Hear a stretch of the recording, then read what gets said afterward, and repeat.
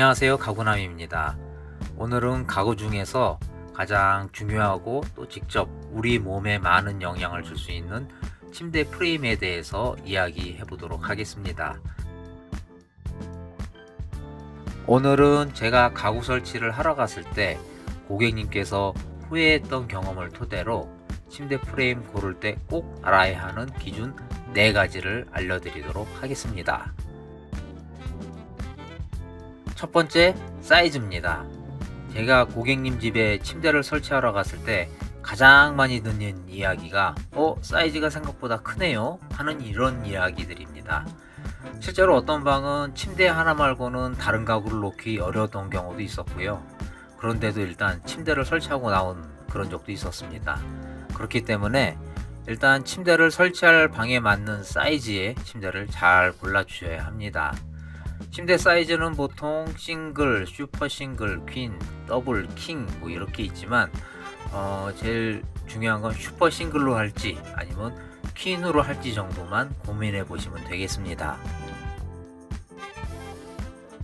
각 사이즈는 이렇습니다.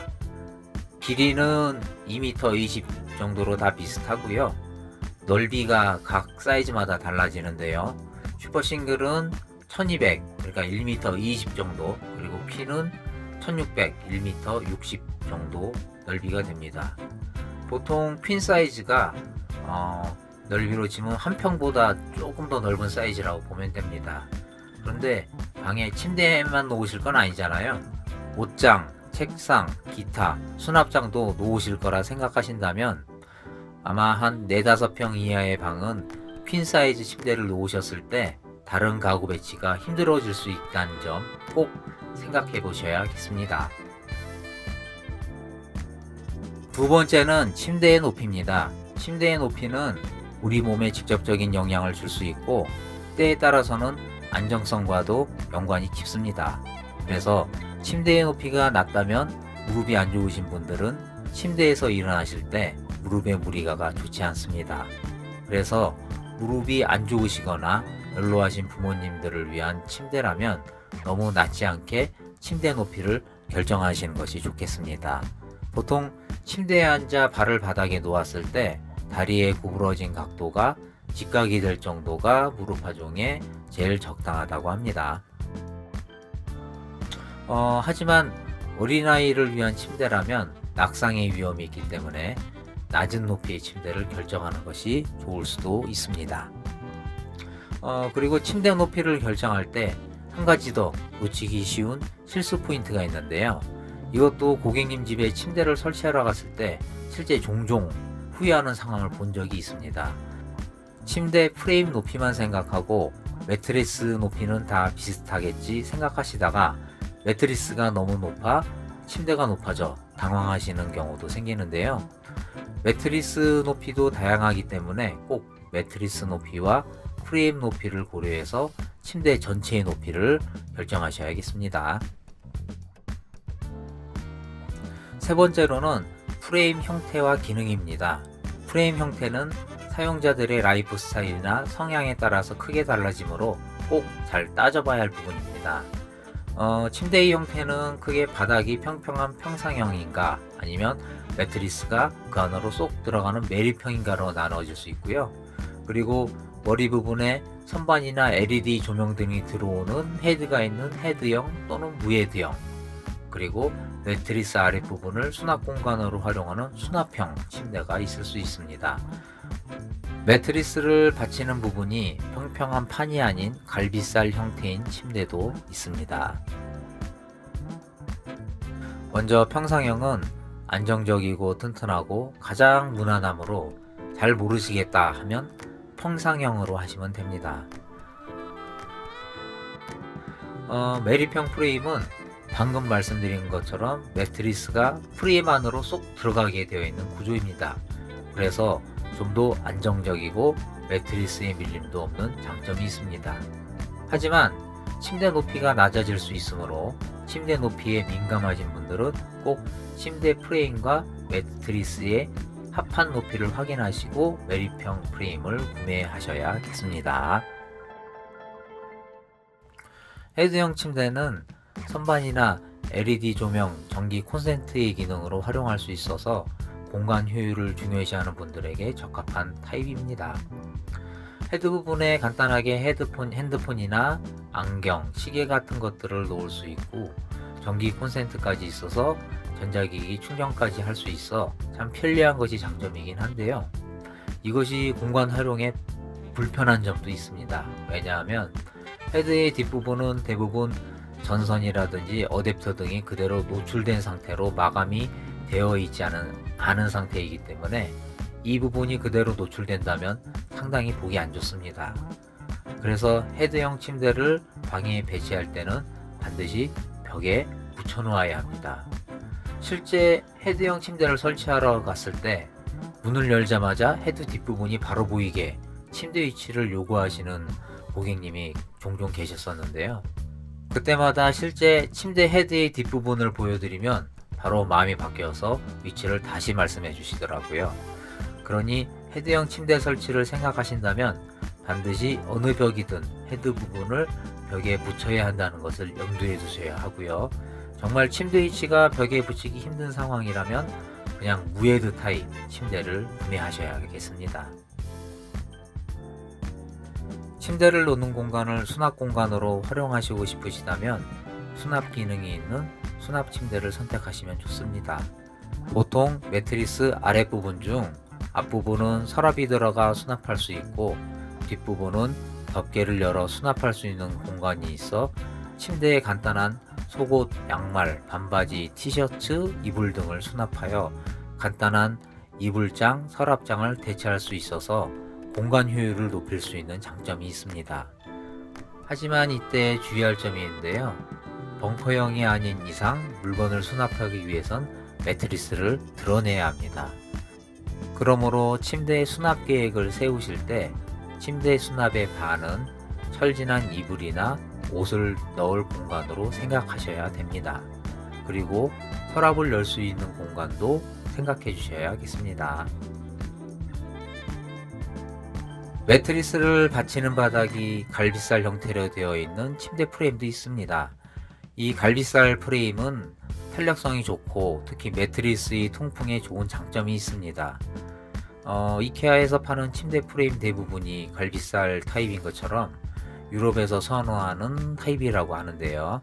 그런데 이건 역시 단점이 있습니다. 구조상 갈비살 타입은 소음이 조금 발생하고요. 상황에 따라 갈비살이 잘 부러지기도 합니다. 실제 제가 이케아 침대 설치를 하였을 때 많았던 클레임 종류가 소음과 파손이었습니다. 간혹가다 고객님이 갈비살 위에 매트리스를 깔지 않고 그냥 갈비살 위에 밟고 올라간 경우가 있었는데요. 그때 갈비살이 부러져 다치셨던 이슈가 있기도 했었습니다. 그리고 또 갈비살이 잘 파손되는 경우가 있고요. 특히 이 타입은 구조가 프레임 위에 나무 갈비살을 얹어 놓은 상태라 접촉부의 움직임이 있을 때마다 소음이 약간 발생합니다. 물론 사람에 따라서 무시할 만한 소음이긴 하지만 민감하신 분들은 이것을 크게 받아들일 수 있기 때문에 그런 소음에 민감하신 분들이라면 이것도 잘 생각해 보셔야 할 것 같습니다. 네 번째, 침대의 소재입니다. 침대 프레임의 소재 역시 인테리어 취향에 따라 또는 예산에 따라 크게 달라지는 부분이라서 이 역시 잘 확인하시고 선택하셔야 할 것 같습니다. 침대 프레임의 소재는 크게 원목, 가공 목재, 패브릭, 가죽 등으로 나눌 수 있습니다. 첫 번째 가죽은요. 가죽은 전체적으로 분위기나 촉감 등이 상당히 고급스러운 느낌을 줍니다. 그리고 시간이 지나도 여전히 고풍스럽고 청소도 비교적 쉬워서 위생적인 장점들이 있습니다. 그런데 결정적으로 비쌉니다. 특히 천연 가죽이라 하면 예산이 100만원을 훌쩍 넘기고요. 그래서 보통 천연 가죽보다는 인조 가죽 내자를 많이 사용하고 있는데요. 그러다 보니까 느낌이 사진과 많이 다를 수 있습니다. 실제로 가죽 침대 프레임을 설치하러 가면 고객이 자기가 원했던 색상이 아니라고 했던 적도 몇 번 있었습니다. 인터넷 구매 페이지 소재가 천연 가죽이 아닌 PU 가죽이라고 적혀 있다면 그것은 인조가죽, 즉 레자를 의미하는 것이니 그것을 감안하셔서 선택하셔야겠습니다. 두 번째, 패브릭. 패브릭은 천 소재이어서 따뜻하고 포근한 느낌의 인테리어를 선호하신 분들에게 좋습니다. 그리고 색상 표현 역시 다양하여서 선택의 폭이 넓은 장점이 있습니다. 하지만 이건 역시 좋은 건 비싸다는 게 단점이 있습니다. 패브릭 원단 역시 종류에 따라 단가 차이가 많이 납니다.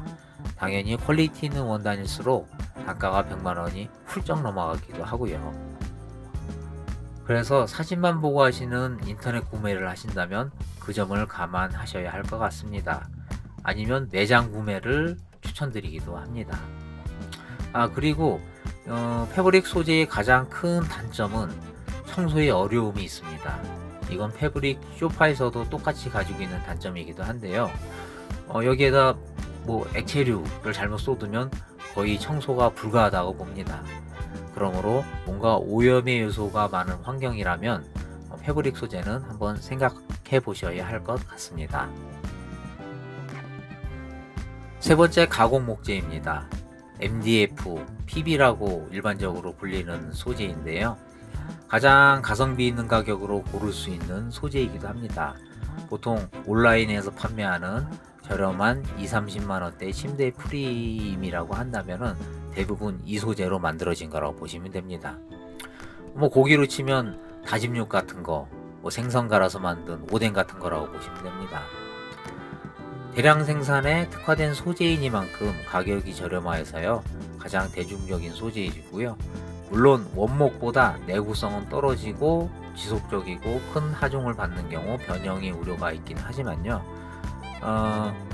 그냥 쓰기에는 가격이 싸기 때문에 무난한 정도입니다. 이런 소재는 표면 처리를 시트지 혹은 도장 또는 원목 분위기를 내기 위해 무늬목을 붙이는 경우도 있는데요. 인테리어상 가장 무난한 소재이기 때문에 그렇게 나쁘지는 않습니다. 하지만 가장 큰 단점이 있습니다. MDF건 PB건 모두 파쇄된 나무를 높은 온도와 접착제로 틀에 넣고 찍어내는 것인데요. 이 과정에서 포름알데히드라는 유해 물질이 방출됩니다. 물론 방출되는 포름알데히드의 양을 측정하여서 소재별 등급을 나눠 사용을 규제하기는 하지만요. 이런 위험에 노출될 수 있다는 리스크가 있는 소재이긴 합니다. 그래서 아토피나 호흡기 질환이 있어서 이에 민감한 사람이 가족 중에 있다고 하면 MDF 소재는 고민해야 할 소재이긴 합니다. 하지만 별 생각 없이 가구를 구매하셨던 분들이라면 대부분 이미 집에 이 MDF나 PB로 만든 소재의 가구들이 많이 있으실 겁니다. 네 번째, 원목입니다. 우리 사용자의 건강만 생각한다면 어찌 보면 원목은 침대의 소재로 가장 이상적인 소재입니다. 그래서 원목만을 고집하시는 분들도 있긴 합니다. 단점으로는 가공 목재보다 비싸고 색상이 제한적이고 단조로운 인테리어 효과인 점이 있긴 한데요. 원목은 내구성도 좋고 포름알데히드 같은 유해물질 걱정을 하지 않아도 되는 튼튼하고 안정적인 소재가라는 점이 가장 큰 장점입니다. 그래서 진짜 비싼 원목을 따로 사와 침대로 제작 의뢰를 하는 사람이 있을 정도로 매니아층이 있는 소재이기도 합니다. 오늘은 이렇게 침대 프레임 고를 때 반드시 알아야 할 기준에 대해 이야기해 보았습니다. 여러분들의 침대 선택에 많은 도움이 되셨으면 좋겠고요. 영상에서 설명이 부족했거나 추가적으로 궁금한 부분이 있으면 댓글로 물어봐 주시면 감사하겠습니다. 앞으로도 좋은 정보, 재미있는 가구 이야기들로 채널을 계속 이어가 보겠습니다. 영상을 시청해 주셔서 정말 감사드리고요. 지금까지 가구남이었습니다.